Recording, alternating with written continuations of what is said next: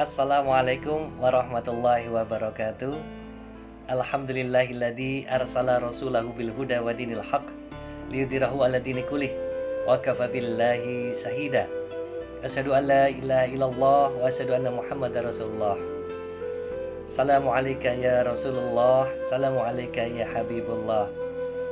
Saudaraku, alhamdulillah hari ini kita bisa ketemu lagi di dalam channel YouTube Kabel Tablik ya namanya. Iya. Ini kita pulang kerja, masih pakai baju kerja ini. Alhamdulillah belum berbuka, kita kejar tayang. Langsung dakwah. Mudah-mudahan bermanfaat bagi Amin. yang lainnya. Baik, hari ini ada kisah yang mau disajikan oleh istri saya tercinta, Ning Monik Ani Putra. Silakan Ning. Ya, hari ini kita akan bicara tentang cermin dan kaca pembesar. Papi tahu nggak bedanya antara cermin dan kaca pembesar?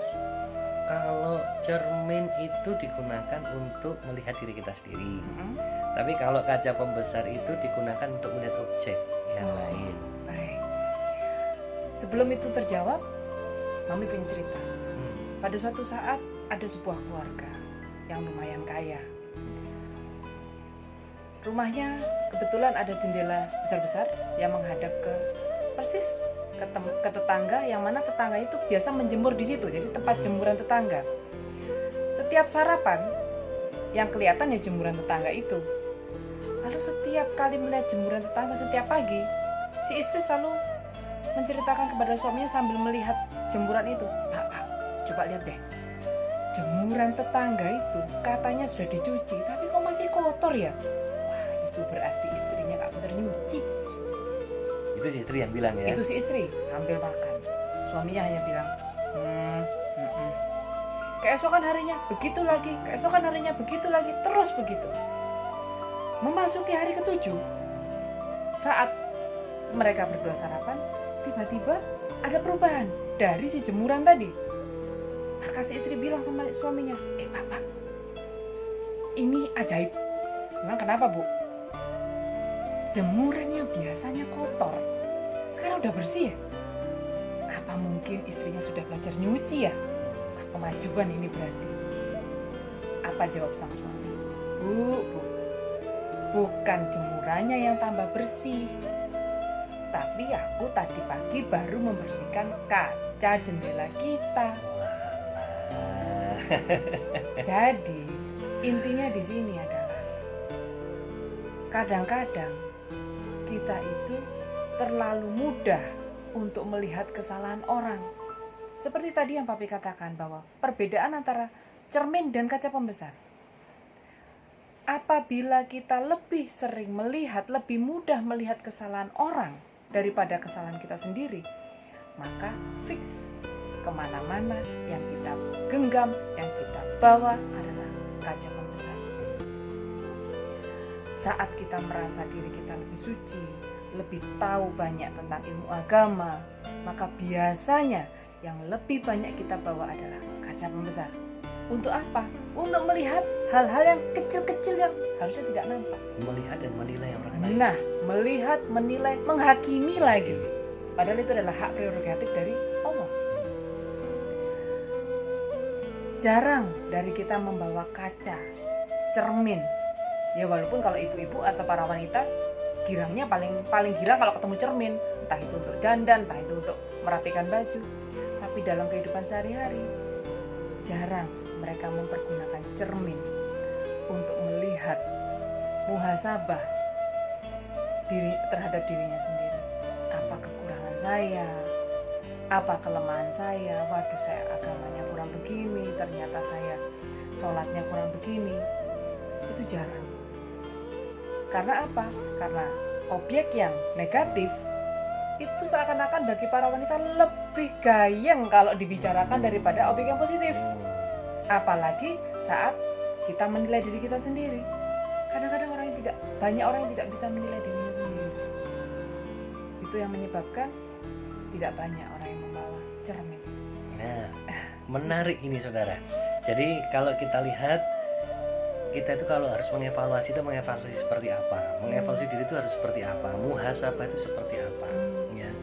Nah dulur, muhasabah atau evaluasi diri itu yang terpenting adalah semua gerak langkah kita, baik itu duniawi maupun ukhrawi, tujuannya adalah lillahi ta'ala.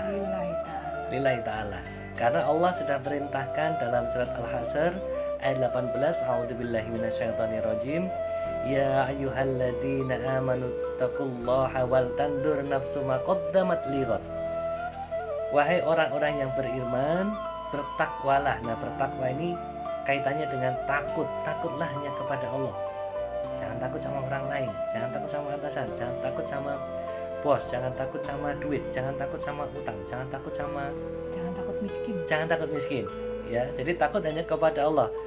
Ya ayyuhalladzina amanu taqullah. Bertakwalah hanya kepada Allah, takutlah hanya kepada Allah.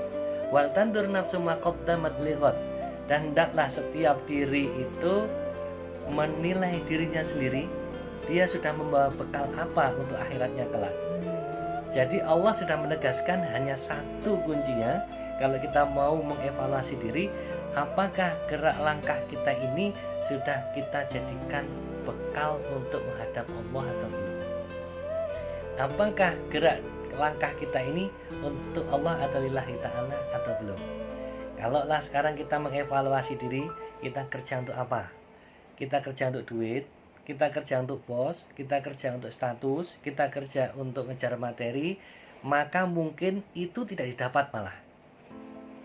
Tapi kalau kita bergerak, kita keluar dari rumah, kita niatnya bekerja lillahi ta'ala, cari Allah, maka Allah yang akan mencukupi kita. Kalau kita mencari Allah, maka makhluk Allah yang lain, materi, kekayaan, duniawi akan ikut dipersembahkan untuk kita. Contoh begini nih, ada mahasiswanya Mami nih. Mahasiswanya Mami datang ke rumah kita. Pokoknya saya mau nyari Bu Monik. Tunggu ya Mbak, saya bilang gitu. Bu Monik masih kerja. Saya suruh nunggu, Mam. Papi suruh nunggu di situ. Papi kasih minuman, papi kasih makan yang enak-enak, kasih apa? Sate kiri, oseng-oseng mercon, gudeg.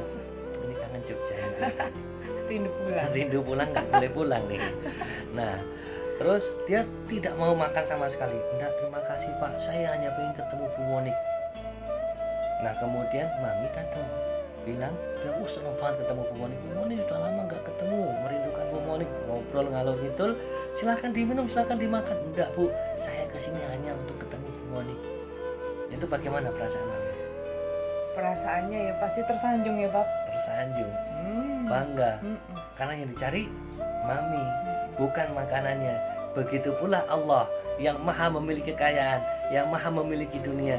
Apabila kita mencari Allah, maka suguhan-suguhan yang tadi, ya kayak sate kiri, duniawi dan lain sebagainya itu nanti akan ngikut. Jadi mengikuti. Jadi katakanlah mahasiswa tadi nyari Bu Monik mana? Saya Bu Monik. Oh ya, lama nggak ketemu. Dia di situ ngobrol sama Mami, melepaskan rindunya. Mami bangganya minta ampun kepada anak mahasiswa ini. Kamu kesini ngapain? Saya cuma mau ketemu Bu Monik. Tadi udah makan belum? Oh, sudah, saya sudah cukup makan. Kalau gitu bungkus ya, oleh-oleh ya. Naik apa tadi ke sini? Akan diberi lebih banyak. Diberi lebih banyak. Naik apa ke sini? Saya jalan kaki yuk, tak antar pulang. Bu Monik apa lagi? Tambah muda. Tambah diantar pulang naik pesawat ke rumahnya.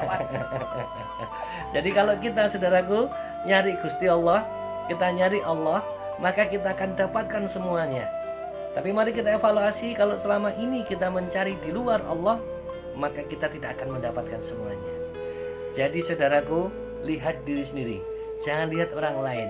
Karena yang ditanya oleh malaikat, yang ditanya oleh Allah adalah tentang diri kita, bukan tentang orang lain. Begitu Mam ya. Yuk kita buka puasa. Ayo. Terima kasih dulur, mudah-mudahan ini bermanfaat. Alhamdulillahirrabbilalamin. Saya Bagus Ani Putra. Saya Monik Ani Putra. Wassalamualaikum warahmatullahi wabarakatuh.